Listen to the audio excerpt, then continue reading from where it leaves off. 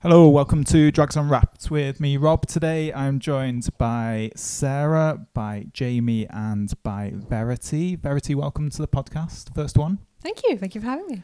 No worries. So today we are chatting all about myths associated to drugs, about drug use, and just everything to do with substances. Verity, first one, which is one of the main myths that either make your eyes roll, gives you a little chuckle in disbelief, or is just one that kind of makes you do a big sigh? I think one of my personal favourites is that, and this is, I guess, kind of an older one as well, but cannabis is the gateway drug. I can remember sort of my education in school.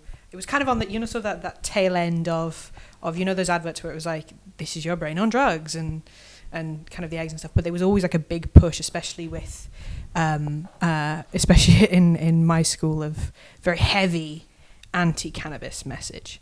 So they would always sort of peddle this idea that cannabis is the gateway drug into, what they would depict as a very difficult lifestyle.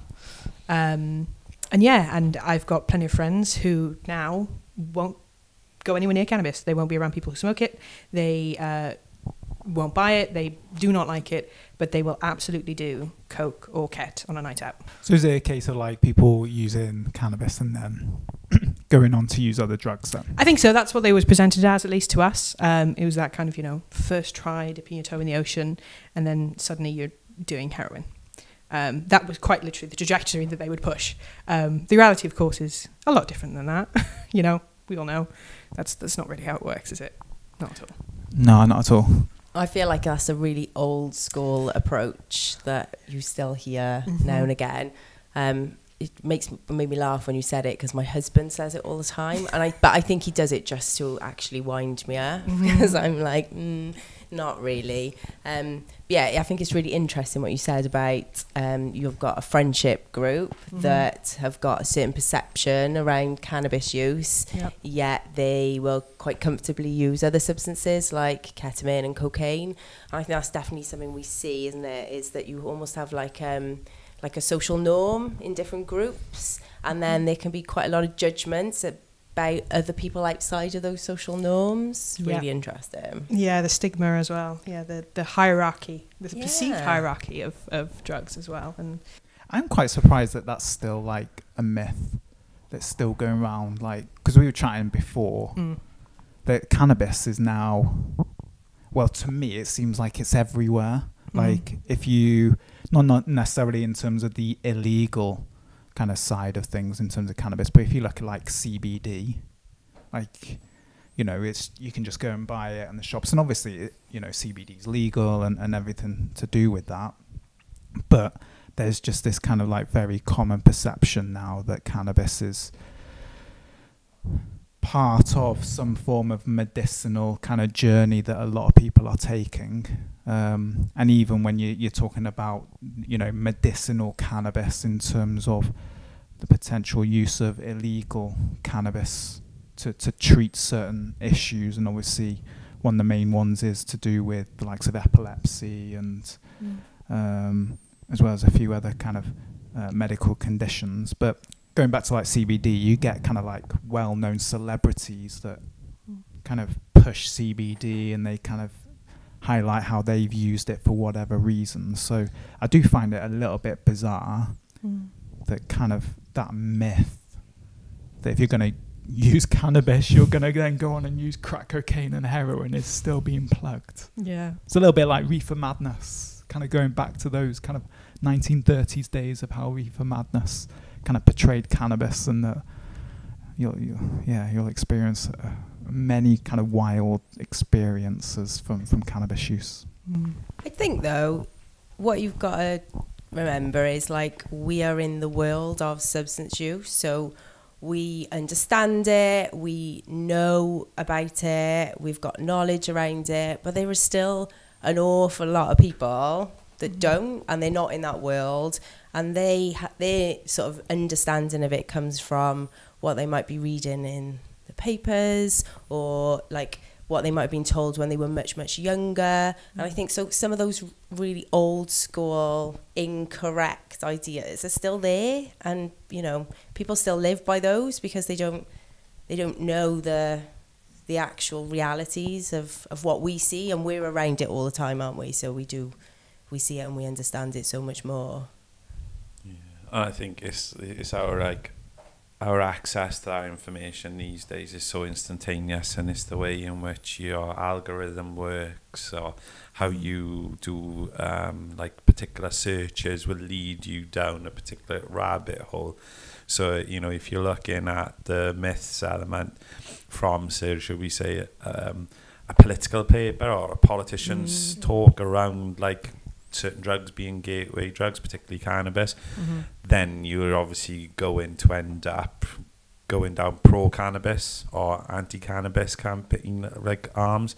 So it's like it's really important that it's really difficult from a drug and alcohol perspective, like workers, how do we combat like the myths? How we dispel those myths as well when you now have got Dr. Google, everyone self-diagnoses everything, and you got so much information at your fingertips that you can still see why now Verity's myths are still very much prevalent today and still lingering around. You know, if you did a Google search on that particular, and you probably get hundreds of different topics, discussions, academic papers, you know, all kind of present around, you know, cannabis being a gateway drugs. And the evidence there as well. You know, people have put a lot of time and effort over the however many years this debate is ongoing, especially in the UK with like the, you know, prohibitionist approach that we've got to drugs and alcohol. But, you know, it depends on, as I said, your algorithms, etc. If I'm listening to podcasts or looking online, I often have things that will pop up that will promote medicinal cannabis. We'll talk about cannabis from a clinical medicinal perspective. So it's interesting, but I'm not then on other social media platforms, and so won't get exposed to other things. So it's an interesting time, you know, place where we are with regards to that, and how do we as drug workers use that and use it for good.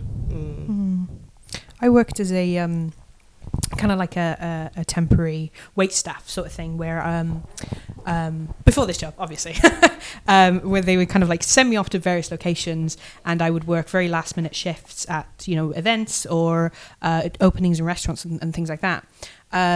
And of course, you know, there was a lot of other people who would go for these jobs as well. So anybody who would show up at the door, if they smelled of weed, they would get booted out. But I distinctly remember one of the managers there would tell us, if you're working longer shifts on your feet, use CBD oil, because it will stop the pain, or it will ease the pain of, you know, standing on your feet for hours and hours and hours. And I just thought, that's really interesting, isn't it? That a manager can turn to us and be like, oh yeah, just use CBD oil and you'll be fine, or you'll be all right. And yet, you know, if you've had a last minute phone call being like, oh, can you please show up to this event, and you've like maybe had a joint before, that's it, you've lost that shift, you've lost that job. Yeah, it is. Well, that goes back to stigma as well, isn't it? In terms of associated with that there's still that us and them kind of mantra, really, that these drugs are okay, but those ones aren't. And even within drugs, then you're looking at like kind of cannabis from that. Does anybody think that there is a drug that can actually be classed as a gateway drug? Because I think a lot of the research has debunked that myth, you know, that cannabis is a gateway drug. But does anybody actually feel that there is a particular substance that kind of potentially acts as some form as a gateway? Life.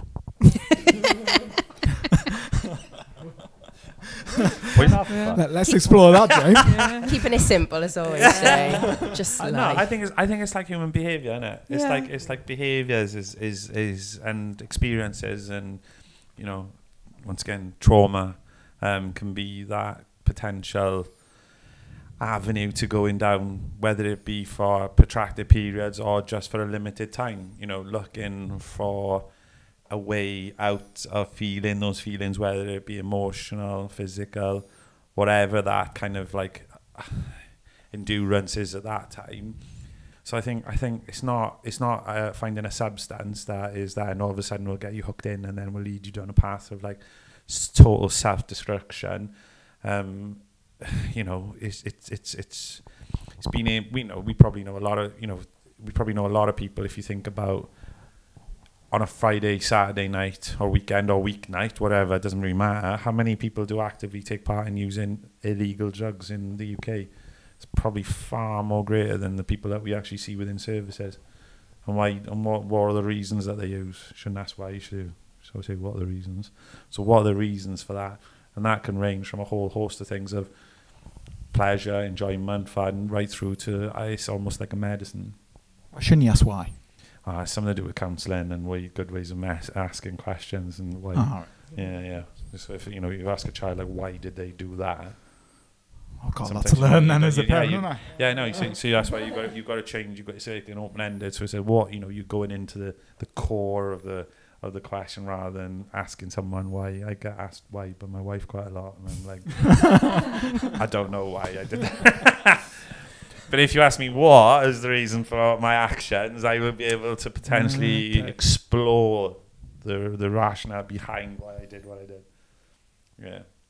And the counselling. I think Jamie's absolutely right, though. I think it's such a human beings are so complex that it's really, you can't pinpoint it to, right, if you try one substance, it means then you're going to be more likely to move on to another, because it's just not that black and white. But I do think where there is an element of the concept of it potentially making a little bit of sense is around like exposure. So if you are if you start using one substance, you potentially increase your exposure and your accessibility to other substances, and that could depend on where you're getting those substances from. So for example, I work in the young person services, and a lot of young people that are using substances will have a particular person that they'll get their drugs from, and it may be that actually that person then would start offering a range of substances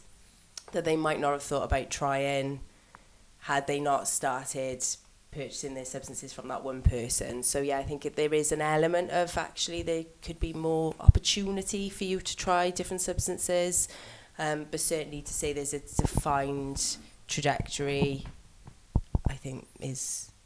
Yeah, it doesn't exist, does it? Doesn't exist, no. It doesn't exist. What about Calpol?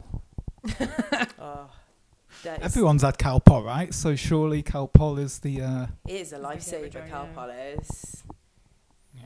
But I think you hear a lot about alcohol being a gateway drug, or even the likes of, cigarettes, or even solvents I've heard previously, and more so than cannabis when kind of had those discussions. But I think, experiences and kind of life situations and environment, your peer group. Yeah, there's so many different factors that are going to play a part on that, isn't there? So, yeah.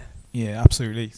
Verity, good one to kick one off. I think you. That is, as Sarah said, that is an old school one, but I think it's still knocking about. Oldie but a goodie. Oldie Yeah, but a goodie. Love that. We had a few from social media, so we'll get one from Al on TikTok. So basically he says as well that he hates these words, and we're not fans of it either, but the one that he put forward when we did a shout out on social media is once an addict, always an addict. I think again, in terms of the field that we work in, that we know instantly that just isn't true at all. But where do you think that comes from, in terms of people having this perception that if people have issues or dependency with drugs, that they will forever have issues with drugs? Part of it, and please do correct me if I'm wrong on this, but part of it was for historical treatment, at least. There was I think, wasn't it the first step was that you had to admit that you were an addict. I'm using that word because that's the word that they would have used. Disease model. Yeah, and then they would like reaffirm that pretty much constantly, to almost like break you down, to a point where you felt like there was like nothing left to lose, or like you had nothing left, so you might as well kind of get help at that point. Now, obviously, that's not a model that a lot of people do use anymore. I hope not, at least. But no, it's still. There's many people that will still say they actually will use that as a mantra. Yeah, it's like to protect themselves for potentially relapsing and going back to their life that they once were a part of, like in drugs and alcohol. Yeah. So it still is. It's such a. It really doesn't. It's almost like enforcing the stigma on yourself, and reaffirming like any guilt that you might have, or maybe not reaffirming, but you know, I think that there's a lot of guilt that you feel when you're unwell, right? Because you don't have the same energy that you have as before. You can't do the same things that you do as before, so you naturally feel guilty. So I think phrases like that, as a means of not kind of easing that guilt per se, but almost like, this is who I am, I guess I can't change it. And that's not fair. That's not fair at all. Because people change, people are constantly changing, you know? It's like saying, once a child, always a child. Well, no, you're not, are you? And I think we work on the concept of like hope, and there's always opportunity for hope, and there's always opportunity for change. So I think it's about being mindful that language like that can go against that, and can be unhelpful. Yeah. I think, you know, we've worked in this field for a long time, and we know different models work for different people, and it's really good to have a range and a lot of different approaches, because what works for one will work differently for somebody else. But I think it comes down to kind of language and how we talk to people. And I think statements like that sound like they come from a place of judgment, and it very much around there isn't hope for change.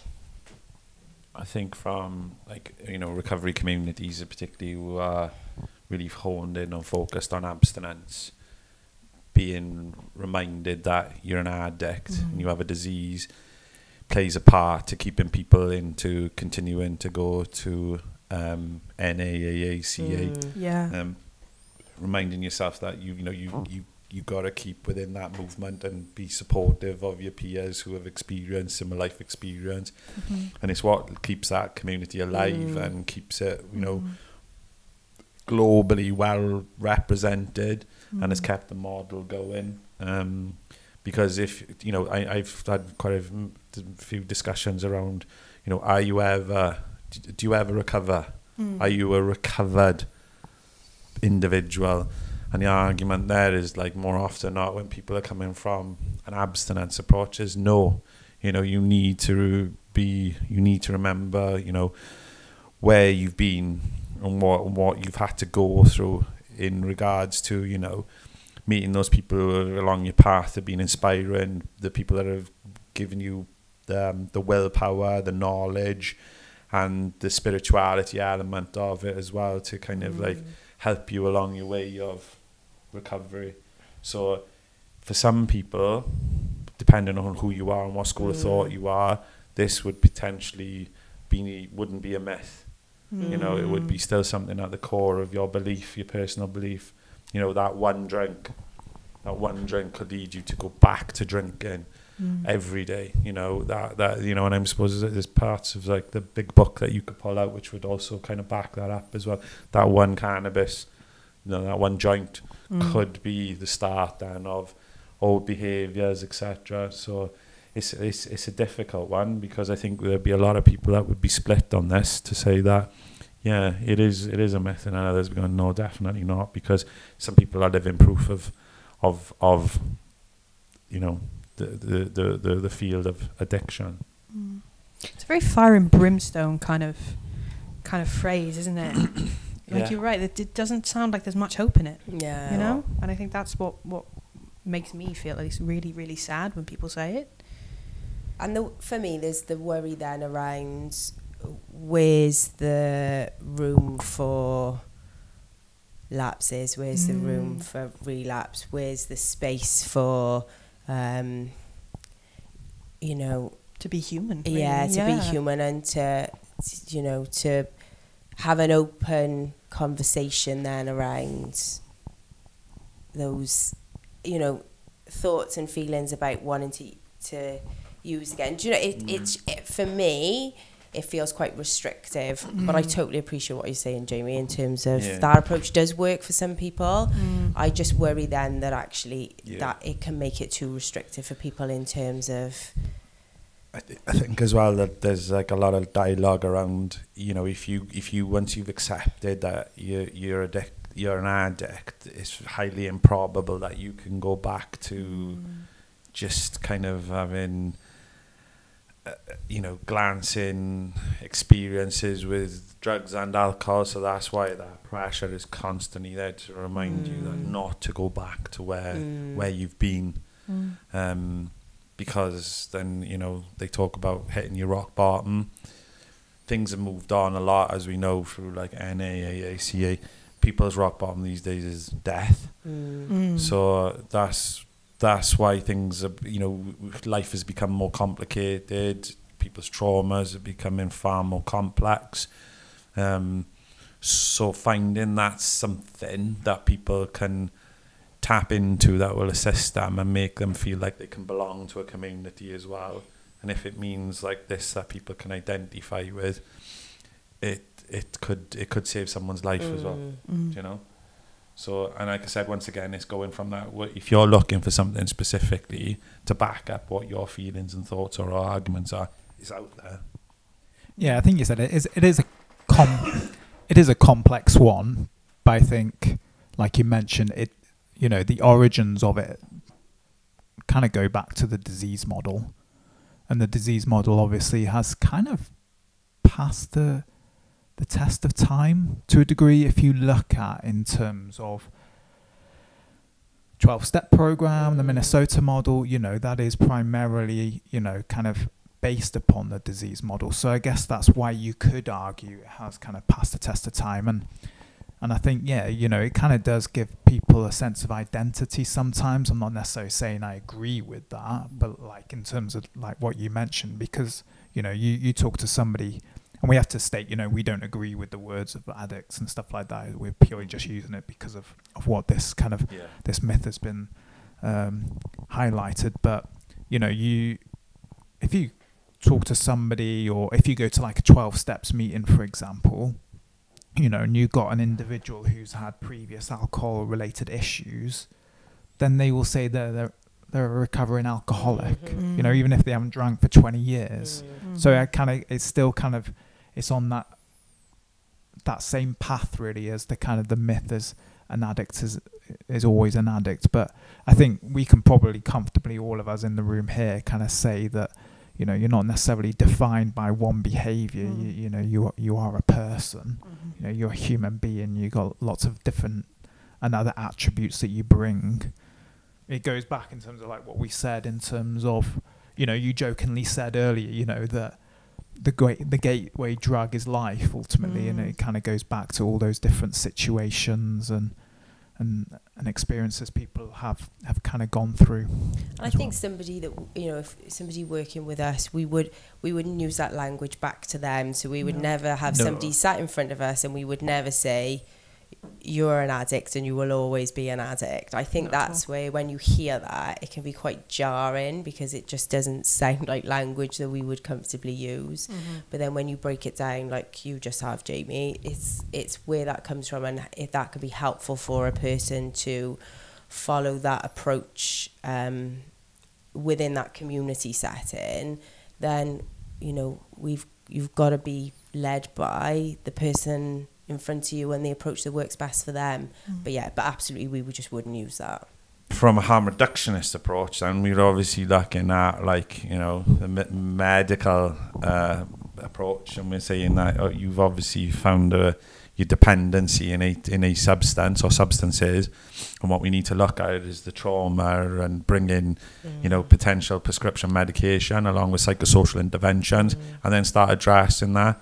And as we know, worldwide, harm reduction is is accepted and is utilised from the early inception, from people who may have used like a needle syringe program, right through to people then being in aftercare programs or have left our service and will dip in every now and again when they feel they're struggling, etc.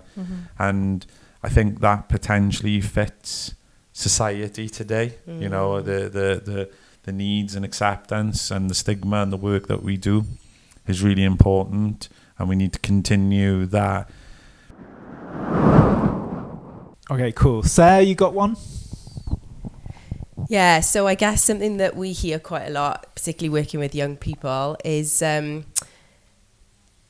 around their trust in their source of where they're getting the substances from. So hear lots of things like, I've got a really trustworthy dealer that I buy from, or I can guarantee that I'm always getting... I always know what I'm getting from my dealer, or I trust my dealer to make sure I'm getting a really good produce. That's something we hear quite a lot in young person services. And they know what they're taking always as well. Know what they're taking, yeah. Always know what they're taking. Why do they have that perception that, that their dealer is someone that doesn't necessarily care about them? Where's that come from? I think it probably comes from it's somebody that they having somebody they're potentially having regular contact with. They probably see them putting content out on social media, and there's that belief then that if it's there on social media, it's going to be true. It's going to be true information, and it's going to be valid information, and that is their source of information a lot of the time. So yeah, I think that plays a big part in that, definitely. And I think as well, at the end of the day, their dealers, they maybe don't have, or maybe don't quite understand that at the end of the day, their dealers are salespeople. Yeah. So of course they're going to tell them, yeah, I've got the best gear. Yeah, I know exactly what is in this, because they want the transaction, they want the money. It's not about their safety, the client's safety. It's about, at the end of the day, the money. And especially young people, I think, because they do form such emotional attachments, or because they're mates, or because they're, friends, or because it's somebody that maybe they can just have a conversation with, where they feel they can be real with. Yeah. That doesn't quite clock. I do think as well, sorry to butt in there, Verity, sure. I think what I've seen over the years as well is that in terms of where dealing is coming from, it almost feels like there's another layer, there's another level. So whereas kind of back when I first started working in this field, to actually get access to drugs, you were probably needing to go to somebody sort of a little bit higher up the chain, but it feels like there's another level of that chain now where there's quite a lot of young people involved in the sale of drugs. So actually, for lots of young people that we work with, there's likely to be a lot of people around them that they can access their drugs, because you've got that sort of lower level sort of ring of dealers as well. Is it getting quite competitive then on social media? Yeah. Yeah, definitely. That's interesting. Lots of offers. Okay. Yeah. I guess it's opened it up, hasn't it, to lots more people to get involved in it. I was going to ask, do you think dealers do care about the people that they provide the substances to? Yes and no. You've got individuals that are extremely conscientious about their product, are mindful that they don't want to cause harm to anyone. When you start causing harm to individuals, it means then when you're doing an illegal activity, that it may bring unwanted attention. It may put you in a precarious situation if someone unfortunately does pass away. So I think there are conscientious individuals out there. I think certain environments dictate that then. If, for instance, you have an event and you were looking to sell a product at a certain event, I don't think then you would think too much about then your clientele and the safety element. I think it would be more about profiteering. But because you're never going to see those individuals again. It's on mass, isn't and it? I'm not saying they go out as well to intentionally cause harm or hurt or anything like that. But sometimes you're unawares of the person who may be the purchaser of their situation and what substances they've currently using or used over that weekend. Are they aware of, you know, other things? And I think that's when you kind of look at then the needs and wants of, like, we talk about it in drugs and alcohol field about, like, when we're working with peers, about how someone in a position of where they may be distributing substances could also play an integral part in giving out harm reduction messaging. And I know there's, as I think, as you've said, about, like, there's different layers, and at different layers, maybe things matter less than at the front end who do the delivery of the substances. And I think that's where, you know, things have changed dramatically over the last 10 years. You know, the use of the terminology county lines, which has always been around. But I think now you've got so many tiers to it that you're kind of losing the opportunity or the ethical or the elements of, like, giving harm reduction information advice isn't important because you're maybe just another part of that kind of bigger machine. So I would never want to tarnish anyone who does sell substances that they don't care about people, because I think that would be untrue. And like you're saying, like, you know, where that statement originally comes from, there is a belief, isn't there? You know, why would my friend who sorts me out want to hurt me? But what we've got to be, from a organisational perspective, is, like, making sure that people are aware of the risks and that they're not going to know what the content of the substance that they're buying, especially when it comes in pills and powders format. And the person they've bought off is very unlikely to know the content of that because it's so far down the chain. It's only the people higher up the chain that really know what that contains and what that looks like. But that couldn't still, even at any point in the chain, it could have been cut anyway. It could have been mixed at any point as well. So, you know. And you have to think, in today's world, especially, you know, in terms of people buying drugs off social media or online, you know, you've got that kind of whole review section now that's going on, you know. So if you, for example, are giving out substances that maybe aren't what they are necessarily being sold as, or basically is against, you know, in terms of what the person wants, then, you know, I guess there's an easy format now to kind of review that kind of that individual in their products. You know, the dark web is well known for it, you know, acting kind of similar to Amazon, where you know, you kind of give them a rating out of 5, you know, in terms of how good the dealer was and how good the product was, you know. So I guess you kind of have to have the mindset maybe that, you know, in terms of from supplying drugs, it is a business at the end of the day, you know, isn't it? And you don't necessarily want to increase your audience, you want to increase your market share to a degree. You know, that's not saying that every kind of person who deals drugs wants that, you know, but I guess you do have to maybe look at it, that element as well, really. But yeah, I remember we were doing some research for social media and substances training sessions. So we started following some like local pages, and there was one guy, and there was one person, one page, and they were regularly just blasting loads of harm reduction information. I was like, this is amazing. So they were selling online, and they were selling a range of different substances, but loads of harm reduction. I was like, oh, this is so good. So I messaged them saying, and then they just blocked me there, and they were obviously like, you are not the audience, so we're trying to not the demographic. You need to get off this page. But was that on the dark web? No, it was just on Instagram. Yeah. Oh, was it? Yeah. Snapchat's a big one, isn't it? Yeah, Snapchat's big. Yeah. Snapchat's a really big one for that. Because I remember, I don't know whether you remember, Jane, but, you know, I assume I haven't looked, but there was loads of, like, drug-related forums, the Blue Light Forum. Do you remember that one? Yeah.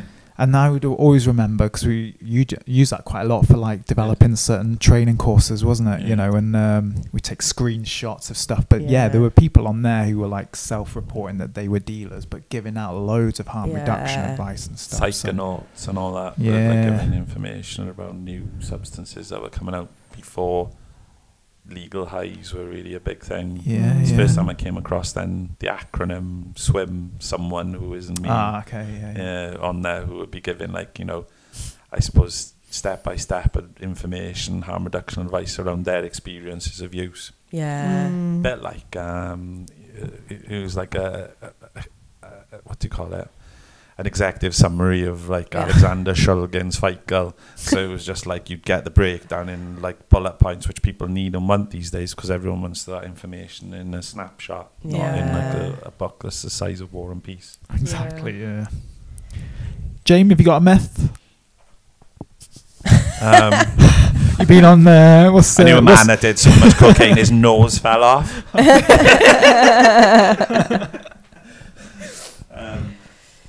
It's true, wasn't it? I thought it was. So we had a few more come on social media. So Sam, one of the myths that he outlined is that people think alcohol is the safest drug, that ultimately legal or prescribed drugs, people just assume because they're legal that they must be safe.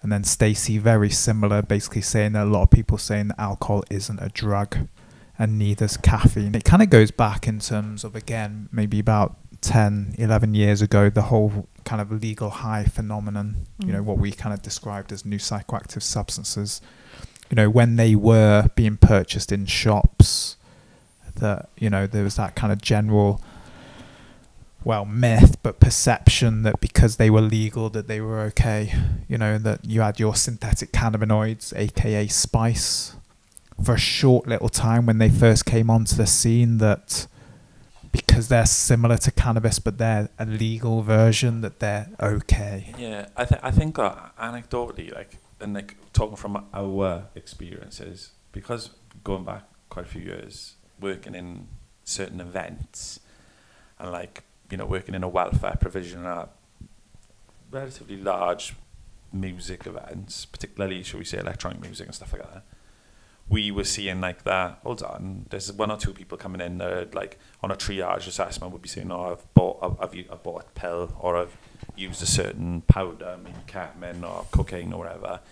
But we started to see people that were coming into welfare and they said like, oh, I never used drugs, but I purchased some substance off the stall in the event. And that for us was like, it led us to start having the discussions, and Rob and I were like, this is really bizarre, right? So we knew there was quite a large contingent of individuals or punters going to the event that were using certain substances, but they weren't coming to us, right? So they were using illegal substances. And then we were having people that didn't use drugs that were then buying a substance at the event and were feeling overwhelmed, anxious, feeling physical effects of the substance. And I remember us having the conversation going, this is making no sense.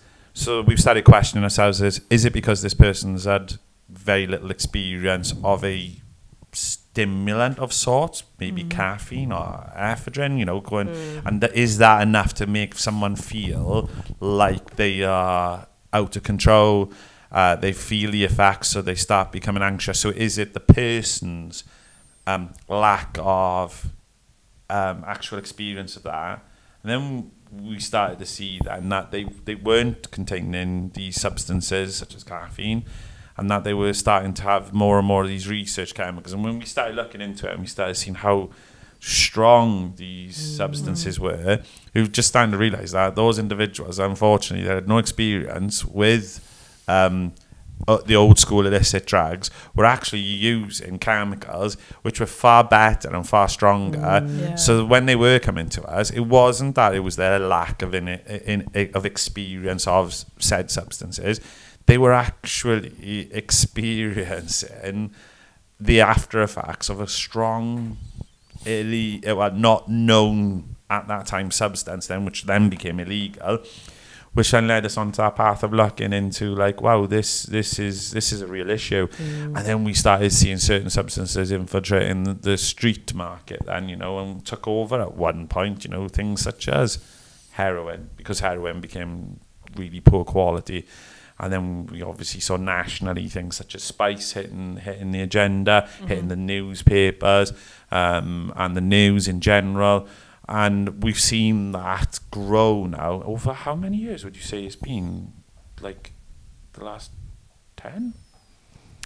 Yeah, I think we came aware of it maybe 2011, 2012. Yeah, so it's longer than that, isn't it? Yeah. So I think it's like it was really it was a real learning opportunity for me, because I think I'd become too complacent with the old school drugs and thought like, oh, these are just people who just like, oh, they've got they haven't got much experience and it's not much of an issue and their response is exaggerated. Taught me a big lesson, though, because then it taught me that I shouldn't be complacent about the marketplaces and what the like new and emerging drug scene was doing, as we were calling it back then. Which led then to obviously, the legal highs and then the legislation that followed that then to control those substances.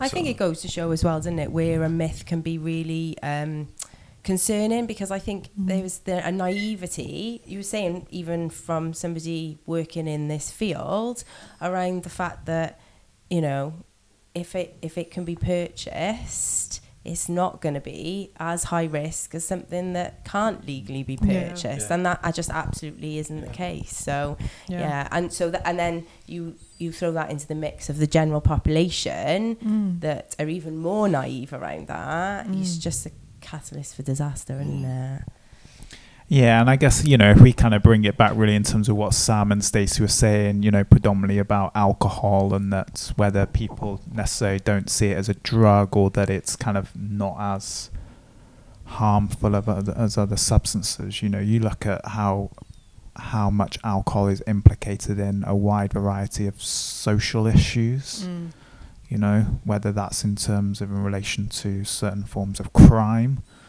the economic impact of alcohol and such like. And obviously, we're all aware of a few studies that have been done that have, well documented the harms of alcohol, and, the well-known Professor Nutt et al. Study that got done in 2010 that found alcohol was the most harmful drug, completely outweighed the next, which was heroin. But I was going to ask you, Sarah, in terms of from young people, from what you see, have you seen a shift in kind of perception among young people around the likes of alcohol, or has there always been this kind of underlying thing that alcohol isn't necessarily as bad as other drugs? Or do you know what, it's a bit of a mix, really. I think there are some pockets where we're seeing young people having less of an interest in alcohol, and actually there's more options for going out and socializing without alcohol, whereas a few years ago it was almost like a given that everybody would get to a certain age and would start going out drinking. So we certainly don't see that it's almost like a rite of passage anymore as much, but there are still lots of young people that access our services that are drinking to a high risk level. We have young people accessing service that have got an alcohol dependency, smaller numbers, but we do still see it, and we still see numbers of young people drinking like an excessive amount, like on the weekends, like your typical binge drinking as well, which is still quite concerning. We've just started a new contract with the service. I've just run data over the first 7 years of delivery under the old contract, and it's really interesting looking at all the trends that have come out. And across all 7 years, cannabis is by far our highest reason for referral, but alcohol has been consistently our second reason for referral across all 7 years, and there hasn't really been much of a change in that as well. The numbers have remained quite consistent. So yeah, I do think there is shifts, and I do think that there is some change, but we do still see it. Absolutely.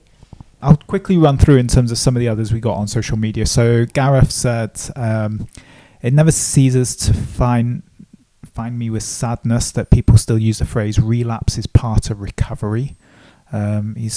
So many lovely people have died from this outdated and dangerous mindset. And then Lindsay has said that methadone gets in your bones. There is one that she's heard multiple times. Yeah, I think there's two that I think there are some points to the relapse is part of recovery, and I think that's more about then reducing stigma. So if someone does go back to using or using other substances. What I think what's been trying to promote there is that it's okay, but it's okay for you to like speak about it, and then let's get you engaged and working on what that person wants, because it does happen. You know, it's really hard to sometimes change behaviours and reward systems that have maybe developed over time, over years, etc., in response to hard, difficult times and trauma, etc. It's learning as well, isn't it? And I think it's about actually it's about language. The language around a relapse is not back exactly right at the beginning, because there's lots of things that have happened prior to that relapse. So it's about revisiting that learning and going back to that learning and focusing on the positives and really drawing on all of that. Whereas I think if you approach it as it only being a negative thing, it can be quite damaging. So it's just about how you work with that. Yeah, and it's okay. Yeah, and it's okay. And it's okay to talk, and it's okay to access support, and you don't need to hide from that. There's no shame with it, because that's a big barrier when there, there's the a shame. worry. Yeah, it's that kind of like I relapse and I can't go and speak to the person that I was, my family members, to say, oh, he was doing so well, and that sometimes and like his point is like that people have sadly passed away. And so I think maybe it is more about promoting that, what. Sometimes when you are on the road to recovery, this will happen, and accept it. But we're it's okay. Or at least it's a possibility. It's a possibility, and if it does happen, right, it's all right. Come back. I think with the methadone and myth, I think that it's kind of like an ongoing myth in regards to people liking it to, because of the withdrawal. If someone is coming off the substance, how challenging coming off methadone can be for someone if it's not a planned reduction or it's not done clinically or with the support of like professionals and things like that.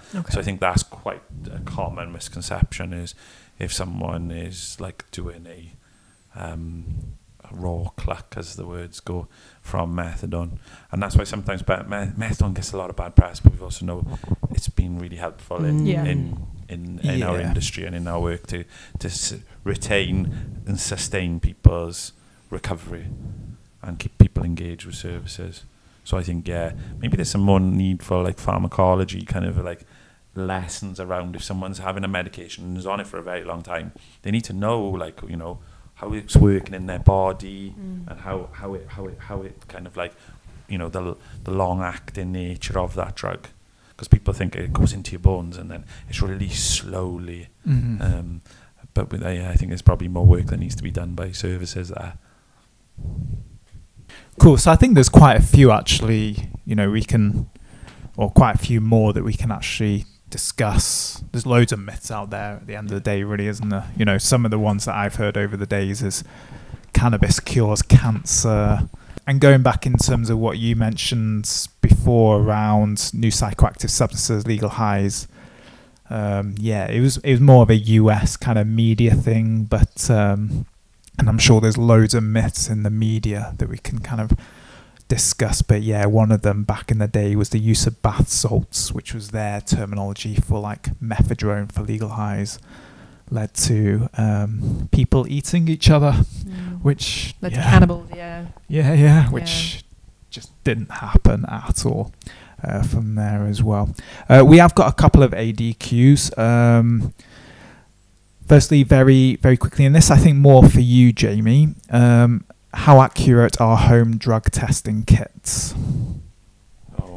So this is kind of an issue, a contentious issue at the moment. It's great for identifying some substances if the reagent kits are for a specific drug, but not all kits can identify particularly new substances that are coming out.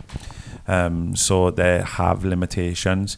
So that is something that we would say about erring on the side of caution for, because obviously you might identify the substance that you're looking for that you are using, but then it may not identify any of the contaminants, but it may identify contaminants that are easily shall we say identifiable on the home testing kits. So we would err on the side of caution then about the accuracy. Always be mindful that it doesn't tell you the actual concentration of the substance. So, you know, how much the levels of purity are, it's just an indicator of what's in the substance, because you won't be able to get the weights and measures within that. So you've got to be, you know, mindful of that. So it's always the case of go low, go slow, quarter, tablets and things like that. And make sure that you're, you know, well nourished, you're taking you're actually looking after yourself, that you're in a good place physically, mentally, emotionally, and all those kind of things. All that kind of basic harm reduction information is really important. But I will say to everyone, like, err on the side of caution that, you know, it's not as reliable. And like we're saying, there's always new substances which are popping up, which won't be on the list. Because you even have like more expensive kits, don't you? You know, you're looking at like 10, 20, 30,000 that even don't pick up some substances as well. So and certain kits have to have a certain quantity of the drug to be tested, and then once you've tested that substance, it's ruined. So then people would be thinking, oh, I don't want to use a certain amount of substance to get the actual accurate information because this has cost me X amount. So people are mindful of that as well, which is quite important. And the other one then is relating to it. So if I buy a kit to test my drugs, would I get in trouble? No. They're fine to buy, aren't they? You can buy the kits. The kits are you can purchase the kits. That's not an issue. Obviously, they'll be delivered to your home address. So we got to think about the age and the individual. So it's like the context of the person buying it. You know, if you're an adult, you're consenting adult, then yeah.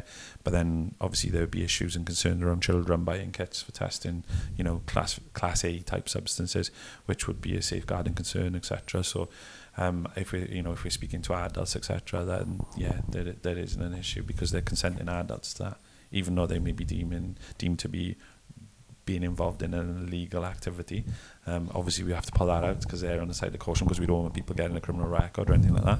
But then once again, emphasize the potential risks that are, you know, because of the we're a prohibitionist kind of country which says all drugs are illegal. To be in what's it called, possession of. Yeah. Cool. Well, thank you to Al, Sam, Gareth, Stacey, Lindsay for your comments on social media around this. Thank you to Verity, to Sarah, Jamie for today's podcast, and we will see you all soon. Bye-bye. Bye. Thank you. Bye. Bye. If you have been affected by any of the issues discussed in today's podcast, please reach out. Barod have a free and confidential live web chat service that is available 7 days a week on our website at barod.cymru, where you can chat to a trained support worker. Alternatively, you can contact Wales's National Drug and Alcohol Helpline Dan 24/7, either by calling 0808 808 2234 or text Dan to 81066.